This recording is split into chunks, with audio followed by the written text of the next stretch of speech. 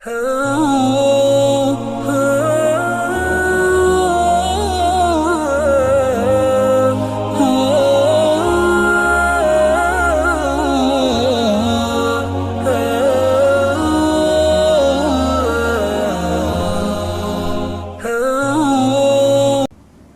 hadirah hafizakumullah. Malam nisfu Sa'ban merupakan malam mustajabah atau terkabulnya segala doa dan permohonan kepada Allah. Artinya, siapapun di antara kaum muslimin yang pada malam tersebut dapat menghadirkan diri, berupaya bertakarrub kepada Allah Subhanahu wa ta'ala, niscaya Allah akan melimpahkan rahmatnya terhadap mereka. Dalam riwayat Al-Asfahani dari Mu'adz Ibnu Hibban, ia berkata, Nabi SAW bersabda, "Man ahya layaliyal khamsa wajabat lahul jannah. Lailatat tarwiyah wa lailatal arafah wa lailatan nahri wa lailatal fitri wa lailatan nisfi min Sya'ban." Yang artinya, barang siapa menghidupkan malam-malam yang 5 dengan ibadah, niscaya wajib baginya untuk masuk surga. Artinya akan dipermudah jalannya, hidupnya menuju amaliyah-amaliyah yang menghantarkan dirinya masuk ke dalam surga. Yang pertama, malam tarwiyah atau malam tanggal 8 Dzulhijjah. Yang kedua, malam Arafah atau malam 9 Dzulhijjah. Yang ketiga, malam hari raya Idul Kurban. Yang keempat, malam Lailatul Fitri, malam hari raya Idul Fitri. Dan yang kelima, malam nisfu Sa'ban.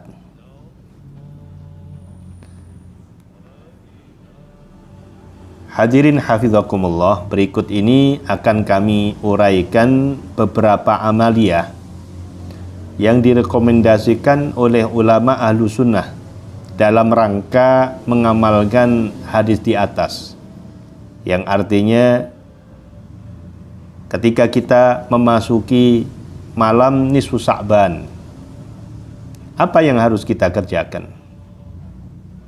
Ibadah yang bagaimana yang mampu dikategorikan sebagai takarrub kepada Allah? Yang pertama adalah memperbanyak dzikir dan doa. Salah satunya dzikir atau doa yang teksnya adalah sebagai berikut: Allahumma innaka afuwun karimun tuhibbul afwa wa'fu anni.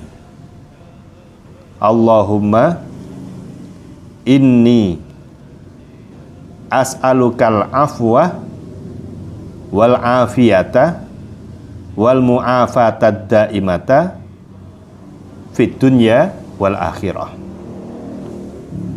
Bacaan doa dan zikir ini boleh kita perbanyak.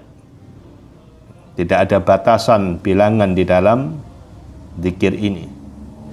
Karena ini tujuan daripada zikir ini adalah untuk memohon ampunan kepada Allah Subhanahu wa taala, diselamatkan dari dunia hingga akhirat.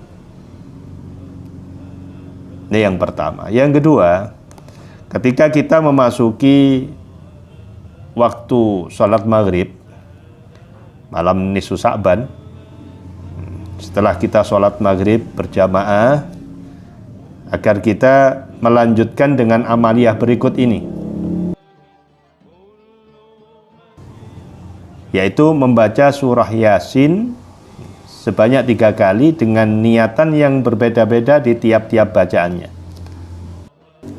Yang pertama, kita membaca surah Yasin dengan niat memohon kepada Allah agar kita dipanjangkan umur oleh Allah, diberi keberkahan,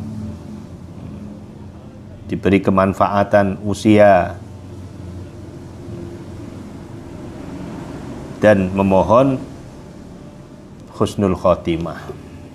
Nah, nanti Yasinnya dibaca, surah Yasinnya, kemudian setelah itu ada doa yang perlu dibaca untuk menyusuli bacaan surat Yasin yang pertama.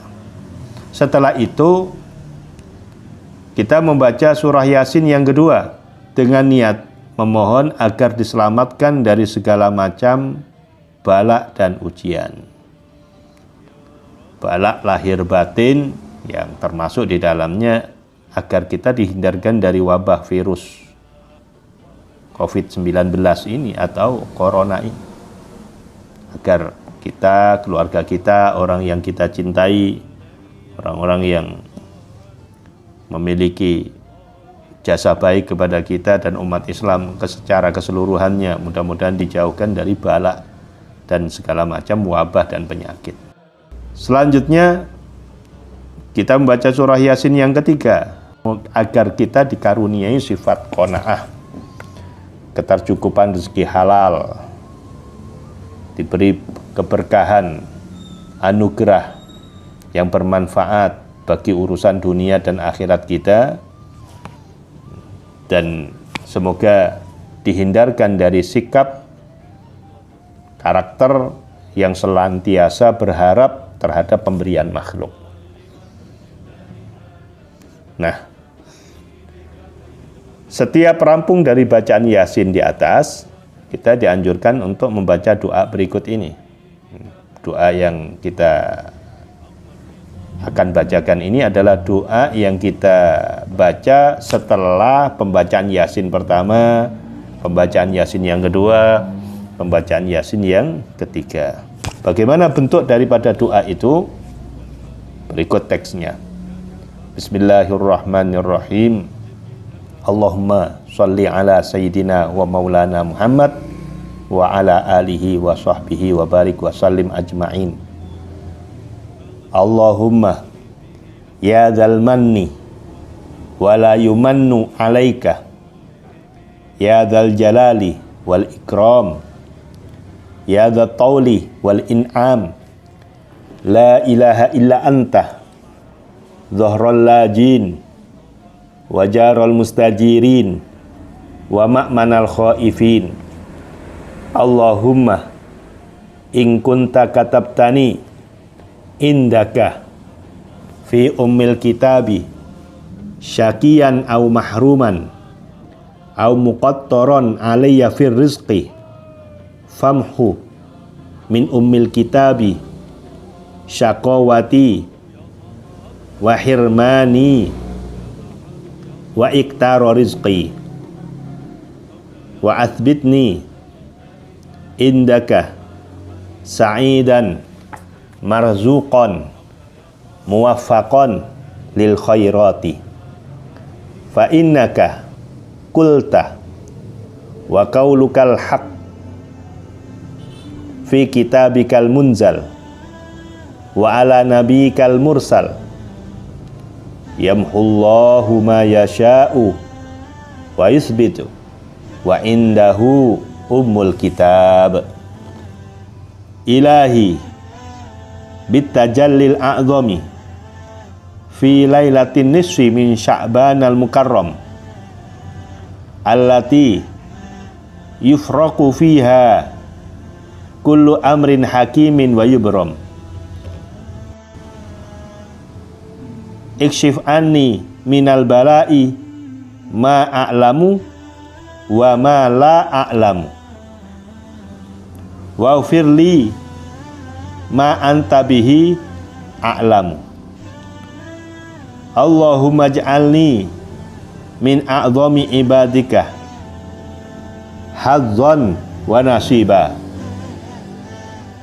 fi kulli syai'in qasamtahu fi hadhihi lailati min nurin tahdi bihi aw rahmatin tansyuruha aw rizqin tabsutuhu aw fadlin taqsimuhu ala ibadikal mu'minin. Ya Allah, ya Allah, la ilaha illa anta, Allahumma habli qalban taqiyya naqiyya minasyirki bariyya la kafiran wala syaqiyya wa qalban saliman khashi'an dhari'a. Allahumma imla qalbi binurika wa anwari musyahadatika wa jamalika wa kamalika wa mahabbatika wa ismatika wa qudratika wa ilmika ya arhamar rahimin. Wa sallallahu ala sayyidina Muhammadin wa ala alihi wa sahbihi wa sallam. Walhamdulillahi rabbil alamin. Selanjutnya para mustami'in, mustami'at hafizakumullah, setelah itu biasanya sudah memasuki waktu sholat isya. Kita sholat isya berjamaah. Kemudian setelah sholat isya, apa yang harus kita kerjakan? Adakah amaliyah yang lain yang bisa kita laksanakan guna menghidupkan malam nisfu Sya'ban dengan ibadah? Maka di sini ada amaliyah yang ketiga, yaitu berzikir dengan zikirnya Nabi Allah Yunus alaihi salatu wassalam saat beliau berada di dalam perut ikan sebanyak 2375 kali. Sebanyak 2375 kali.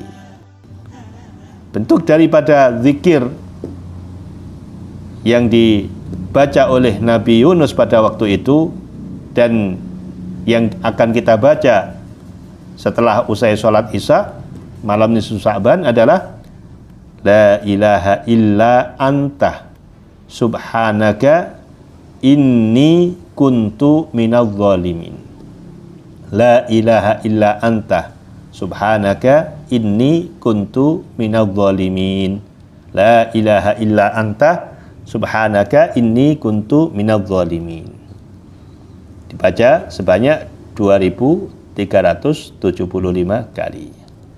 Dan yang keempat, pada malam itu, malam nisfu Sya'ban, malam diijabahnya segala doa dan diampuninya segala dosa, dan Allah pada malam itu membuka lebar-lebar ampunan dan rahmatnya, maka perlu kita bertaubat kepada Allah dari segala dosa dan saling bermaaf-maafan di antara sesama umat Islam.